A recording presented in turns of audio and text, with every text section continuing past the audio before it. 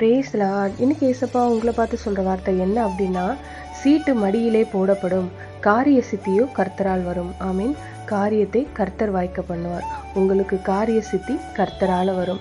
ஏதோ ஒரு காரியம் நடக்கவே மாட்டேங்குது, வாய்க்கவே மாட்டேங்குது, தடைபட்டு போகுதுன்னு கலங்குறீங்களா?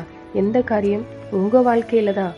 படிப்புல, வேலையில, பிஸ்னஸ்ல, இல்லை ஊழியத்துல, ஒரு இடத்தையோ வீட்டையோ இந்த மாதிரி வாங்குற காரியத்துல, ஏதோ ஒரு காரியத்துல என்ன முயற்சி பண்ணினாலும் கடைசி நேரத்துல தடையாயிடுது, வாய்க்க மாட்டேங்குதுன்னு நினைக்கிறீங்களா? ஆண்டவர் வாக்கு கொடுக்கிறார், காரிய சித்தியோ கர்த்தரார் வரும். என்னால் அந்த காரியம் உனக்கு சித்திக்கும், வாய்க்கும்னு ஆண்டவர் சொல்றாரு. நீங்க விசுவாசித்தீங்கன்னா அந்த ஆசீர்வாதத்தை நீங்க பெற்றுக்கொள்ள முடியும். அதுக்காக தான் அவர் சிலுவையில எல்லாத்தையுமே செய்து முடித்தார். நமக்கு காரியத்தை வாய்க்க பண்ணணும் என்றுக்காக சிலுவையில இந்த தடை உண்டு பண்ணுகிற காரியங்கள் இருக்குல்ல, பாவங்கள் தடையை உண்டு பண்ணும், சாபம் தடையை உண்டு பண்ணும், பிசாசு தடையை உண்டு பண்ணுவான். இதை எல்லாத்தையுமே சிலுவையில் அவர் வெற்றி சிறந்தார். அதனால உங்களுக்கு காரியம் வாய்க்கும், அவர் வாய்க்க பண்ணுவார். விசுவாசிங்க. விசுவாசத்தோட ஆண்டவரை பார்த்து சொல்லுங்க, ஆண்டவரே, காரிய சித்தி கர்த்தரால் வரும் என்று கொடுத்த இந்த வாக்கு தத்தம் எனக்குரியதுப்பா.